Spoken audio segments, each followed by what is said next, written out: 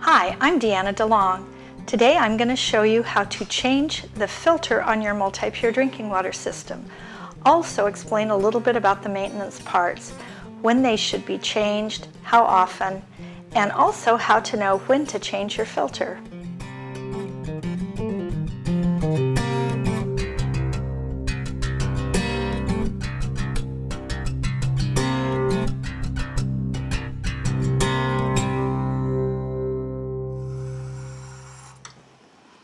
How do you know when it's the right time to change your filter? First of all, the taste is going to change.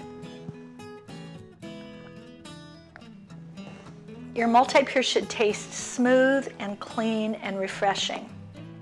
Sometimes when the filter gets a little older, it'll have a little grittiness to it that it doesn't have when it's a new filter.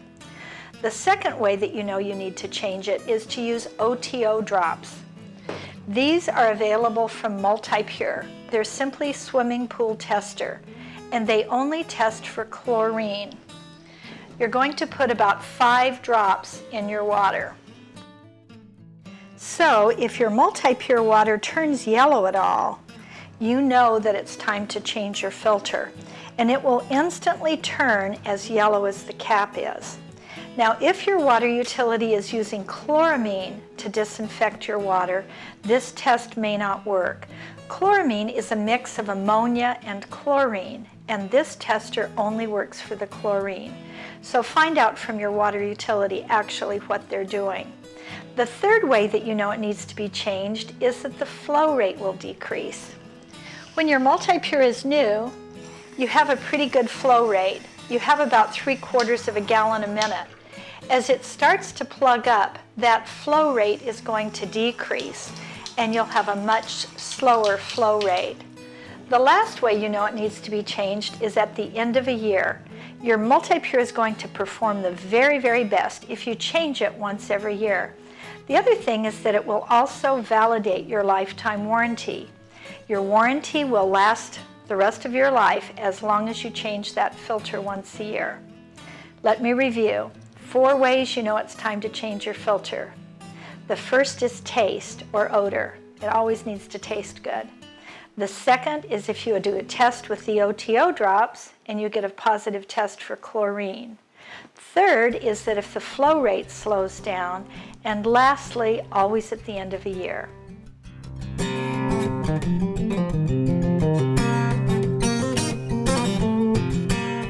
First thing we're going to do is turn the water off underneath your sink. If you have purchased your Multipure in the last 5 years, you're going to have something called an adaptive valve. And it has a little needle valve on the top of it. And when you turn that off, that shuts off the water just to your Multipure. If you have an older model, then you have to turn off the shut-off valve underneath your sink in order to stop the flow of water. So we're going to turn this water off. When your water is off, then you need to stand up at your sink and turn the water on at your Multipure faucet. That allows the pressure to drain out of the line, which will allow you to release it from the fittings. Then put your Multipure in a dishpan and release the fitting on the top for the intake valve, and then release the blue line, which is running up to your faucet. At that point, you can stand up and clean out the filter.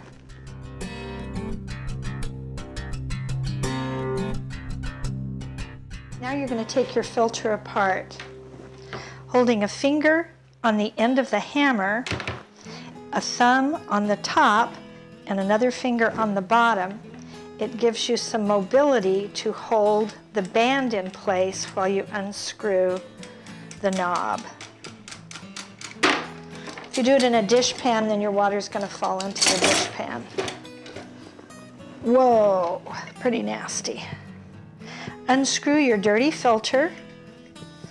This one's been in about 6 months at my house. I have to change it a little bit more often because we use so much water and our water's pretty dirty. I'm really excited because that isn't going into my body. The next thing you're going to do is take the rubber cushion out of the top of the housing. And it's going to be kind of slimy. And it just pulls out. I'm going to scrub that good with soft scrub. Rinse it off.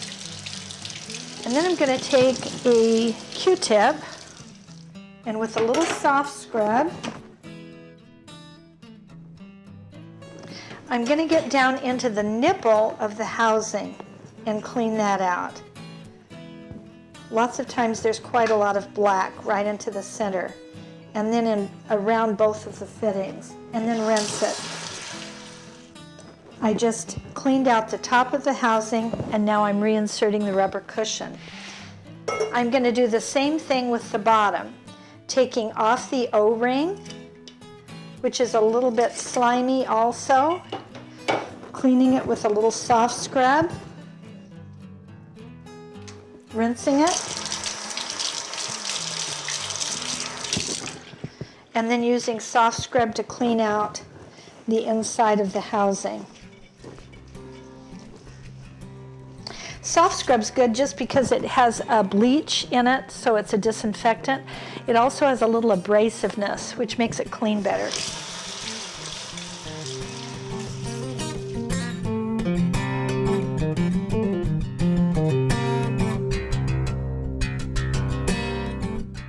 You've washed the O-ring, and then you're going to reseat it onto the bottom of the housing.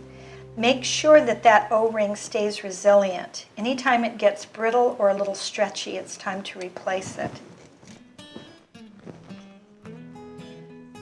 The inside has the rubber cushion, which we've taken out and washed, and we've cleaned the inside of the top nipple with a Q-tip.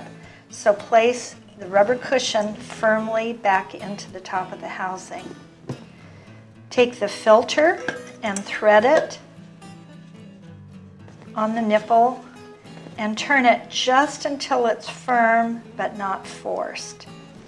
Place the top onto the bottom, and now you're ready to put the V-band back on. I'm going to ask my helper to help me hold this. The hammer is going to go into the slot, and it needs to fasten in so that it's seated in the slot. It's very easy to fasten this with it going sideways, and if you do that, you're likely to have a leak. So fit it into the slot, and now holding your finger here, your tall finger there, and your thumb there,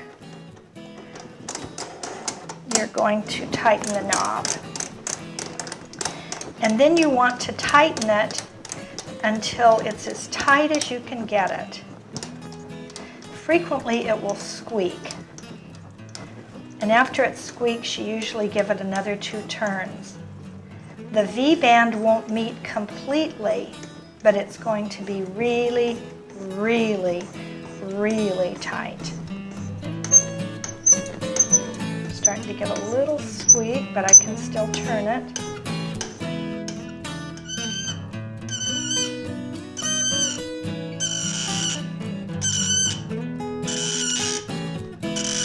Okay, we're there.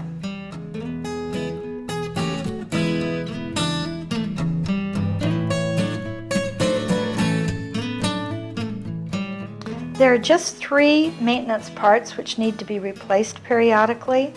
The rubber cushion that goes into the top of the inside of the housing.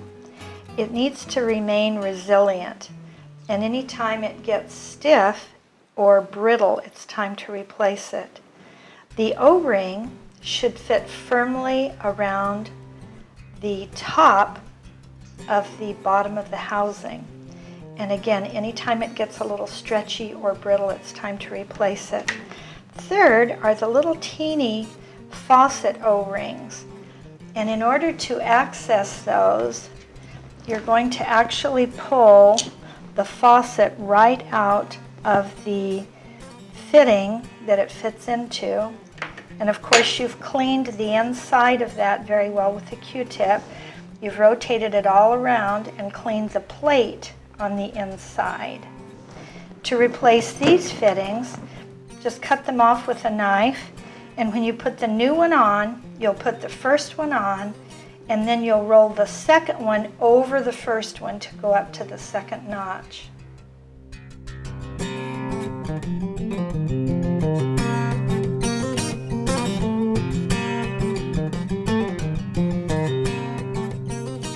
Now that we have a new cartridge in our system, we're ready to reconnect everything and turn our water back on.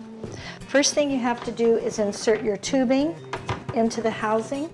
Press it down firmly until you hear it click. At that point, you can turn your water on, and you're going to feel it gently filling up the canister. And once that valve is all the way on, then you're ready to turn the water on at the top of the sink. And at that point, you're going to have air in the line, and it's going to spit out. It will also come out slightly black for the first second or two because it's flushing the loose carbon out of the filter.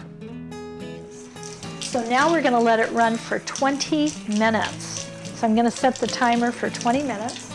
At the end of that 20 minutes, it's ready to use.